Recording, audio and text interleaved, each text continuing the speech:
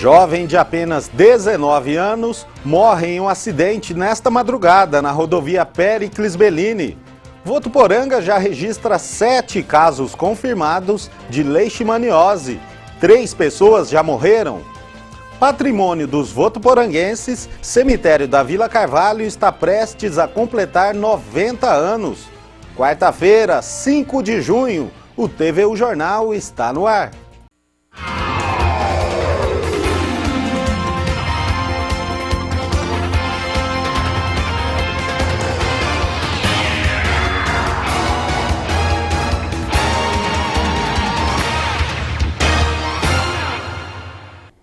Boa tarde. Tragédia em Votuporanga. Uma jovem de apenas 19 anos morreu em um acidente nesta madrugada na rodovia Péricles Bellini. A moto em que Poliane dos Santos Carvalho Novaes estava foi atingida por um ônibus. Um outro ocupante da moto está em estado grave. O acidente aconteceu por volta das 2 horas da madrugada na rodovia Péricles Bellini. Segundo a Polícia Civil, Poliane estava como passageira de uma moto conduzida por Adalberto Pires Alves Rodrigues, de 30 anos de idade.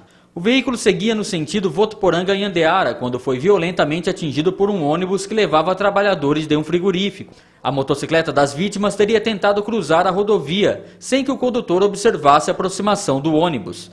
Com o impacto, Poliane faleceu no local. Hoje pela manhã, o par de tênis que era utilizado pela vítima ainda estava no acostamento da pista.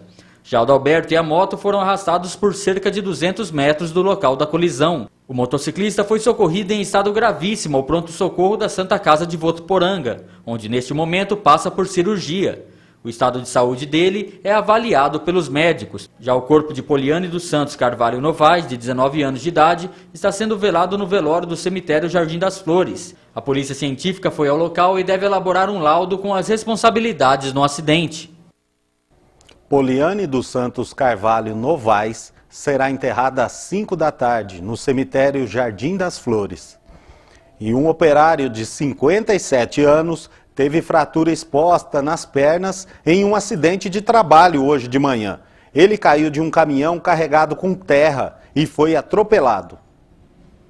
O acidente aconteceu por volta das 8 horas da manhã em um residencial que está sendo construído no prolongamento da Avenida Emílio Arroio Hernandes, próximo ao Trevo de Parise.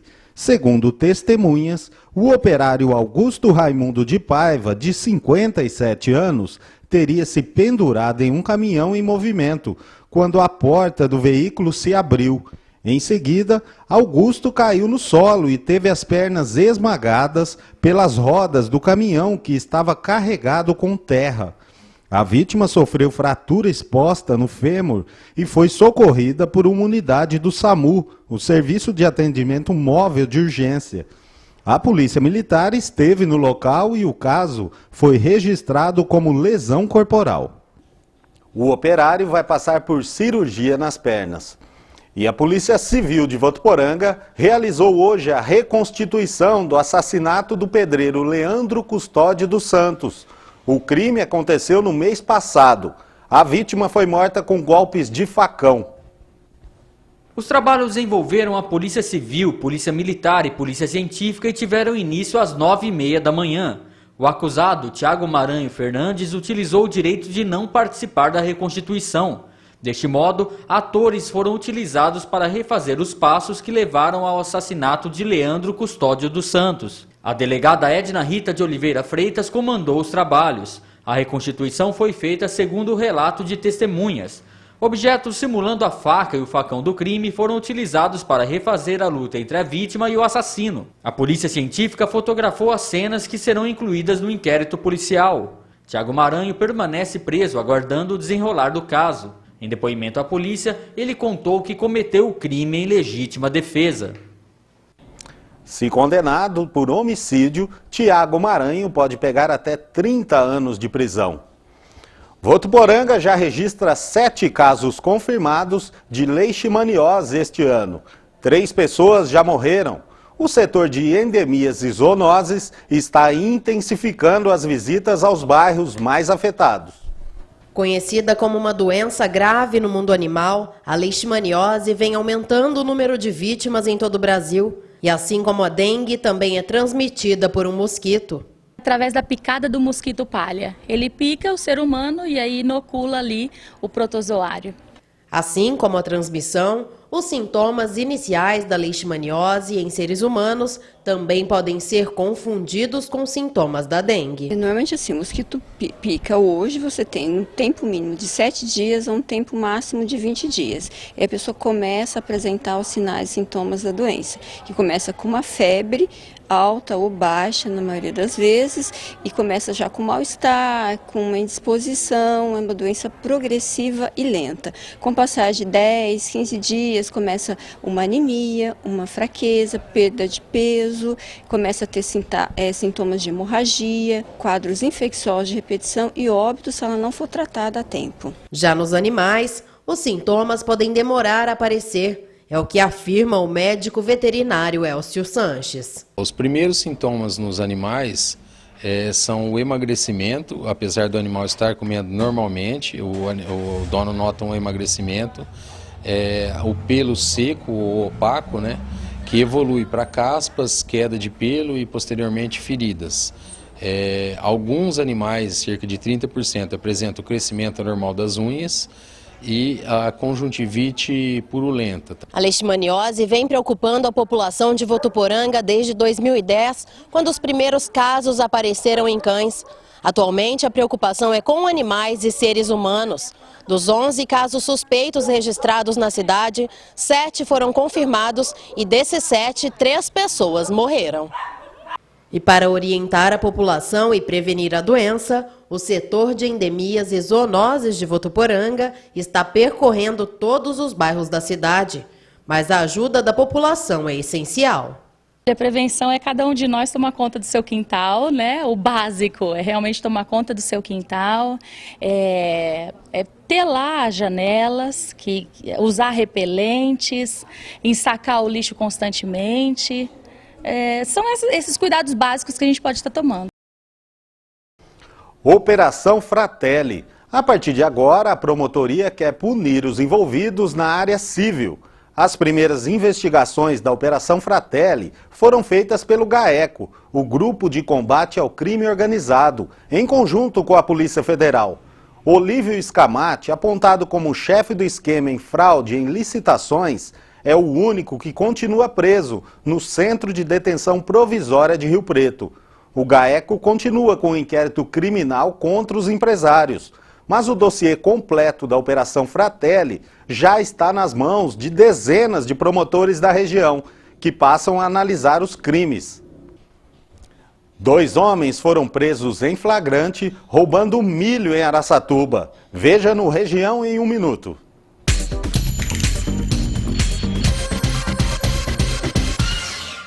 Uma pessoa morreu e outras 3 ficaram feridas em um acidente na rodovia Guatambu, que liga Birigui a Araçatuba. Segundo a polícia, os 2 carros bateram de frente.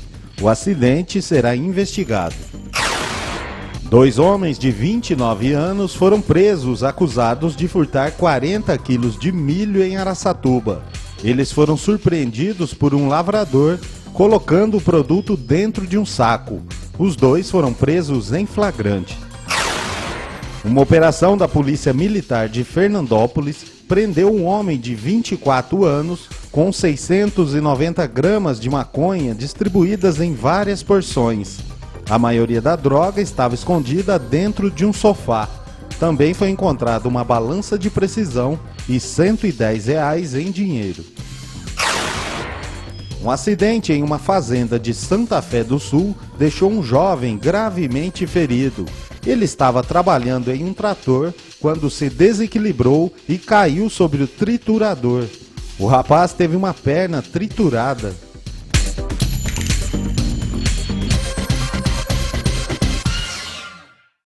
E no próximo bloco, estudante do 5º ano de Educação Física da Unifev é campeão brasileiro de karatê. E ainda, prestes a completar 90 anos, o cemitério da Vila Carvalho ainda guarda muitas histórias e lendas de Votuporanga.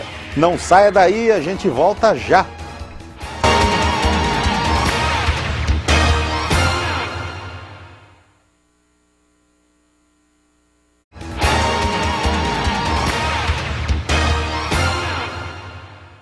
Previsão do tempo. Nesta quarta-feira, a frente fria se afasta e o ar polar influencia o sudeste. A umidade diminui. O sol predomina em Votuporanga, mínima de 13 graus e máxima de 28.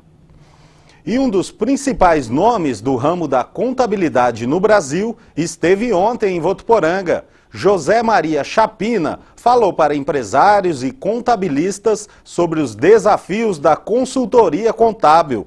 Antes, ele recebeu nossa equipe. Nos últimos anos, o que vem acontecendo? Um avanço tecnológico com o governo com o propósito de arrecadar mais. E ele não tem mais espaço para aumentar carga tributária em termos de aumento de impostos. A sociedade está atenta, já a carga é muito grande. Então, o que ele fez? Ele criou mecanismos de controlar todas as transações financeiras. Chapina é presidente do Sindicato das Empresas de Serviços Contábeis. Não olhar pelo aspecto da facilidade. O jeitinho brasileiro, não há mais espaço tanto para a nossa profissão, como eu sou um contador também, como para o empreendedor. Nós temos que estar centrado nos registros com fidelidade, em função do radar eletrônico. Então, os profissionais de contabilidade que procurem a educação continuada, que procurem o aperfeiçoamento, se aproximem aos seus clientes de forma à orientação preventiva e não ficar somente procurando as informações depois que elas aconteceram e aí procurar soluções corretivas, porque quando existir o erro, a multa já está sendo aplicada. O presidente da CV destaca que a palestra era planejada há meses, devido à agenda lotada do palestrante. Muito feliz de ter essa oportunidade de ele fazer essa palestra para o comércio, que o comércio está precisando de um palestrante desse nível. Um estudante do 5º ano de Educação Física da Unifev foi campeão brasileiro de karatê. Roger Alves começou a praticar aos 12 anos e agora vai representar o Brasil no próximo Pan-Americano. O karatê é uma luta de autodefesa originária no Japão. Ao longo do tempo, os golpes foram incorporados ao de artes marciais da China e de outras partes da Ásia, formando o karatê atual. E no mês de maio, Votuporanga escreveu o nome na lista dos campeões nacionais da modalidade. Roger, aluno do curso de Educação Física da Unifev, subiu 3 vezes ao pódio, uma paixão que teve início na infância. O karatê eu comecei com 12 anos de idade, por causa de 2 amigos meus que faziam, me chamaram para praticar essa arte. Eu comecei a praticar, me apaixonei, comecei a competir e então não parei mais. Um atleta de karatê deve levar uma vida regrada e ter um treinamento intenso. E o mais importante, ter o corpo em sintonia com a mente. Meu treinamento está sendo todo dia, na parte da manhã, tem corrida, tem a parte de luta, a parte de kata. Uma coisa bem forte mesmo, para a gente conseguir um bom resultado em Brasília, focando nesse campeonato já. Assim como o treinamento, por ser estudante de Educação Física, o curso contribui para o desenvolvimento de Roger nas artes marciais. Uma forma de abordar o mesmo treinamento, mas agora como um profissional. Um profissional que, além da vivência prática, passa a conhecer várias disciplinas do curso que vão servir de base para que ele possa não apenas melhorar seu desempenho, como principalmente divulgar e ampliar a prática do karatê com um vigor mais científico, um conhecimento mais estruturado, que vai entender as adaptações do corpo humano a essa situação da prática regular do karatê. Desde os 12 anos, Roger compete nas 4 modalidades do karatê. Hoje, 8 anos depois, ele já conseguiu cerca de 100 medalhas. Mas aqui na minha mão estão as 3 mais importantes da vida do atleta, as que ele conquistou no Campeonato Brasileiro. E essas 3 medalhas é que incentivam o dia a dia do atleta. Agora, ele treina para o Pan-Americano de Karatê, marcado para novembro no Distrito Federal. Olha, a gente vai fazer o possível para trazer uma medalha para lá. Vai treinar muito forte, para se Deus quiser conseguir uma medalhinha para Votuporanga. A garra de Roger, atleta de 20 anos, é motivo de orgulho para o coordenador do curso de Educação Física da Unifev. Para a gente é uma honra muito grande, porque primeiro que é uma modalidade que o Brasil tem crescido muito, e segundo que nós temos e valoriza a nossa região, valoriza o nosso espaço aqui na região, né? Então, ele é um representante da região no curso de Educação Física e tão próximo, representando o Brasil numa competição sul-americana.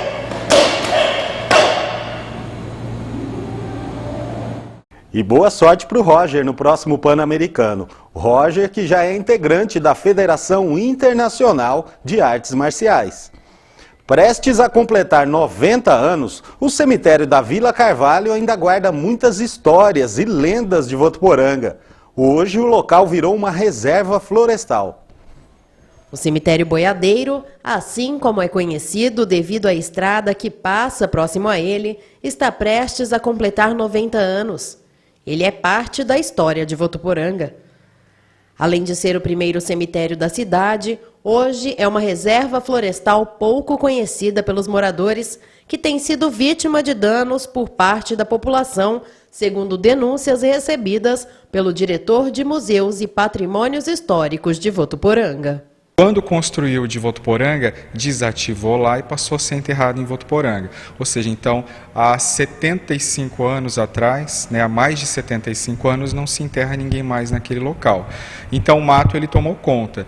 Construído em 1925, aqui no cemitério, túmulos como esses já não existem mais. O que era totalmente voltado para o sepultamento, hoje se tornou uma reserva florestal formada naturalmente ao longo dos anos. O cemitério fica bem próximo à Vila Carvalho, onde foi construída a capela do bairro, inaugurado na mesma data. Há 50 anos, seu Dorival é morador do bairro. Segundo ele, a vila e o cemitério têm histórias reais que mais parecem lendas urbanas. Uma é aquela que o padre vinha aqui, e o pessoal, como era duas famílias que tomavam conta, família dos turcos, e dos italianos, eram dois coronéis, Então um queria que o padre ficasse na casa dele, o outro queria que ficava.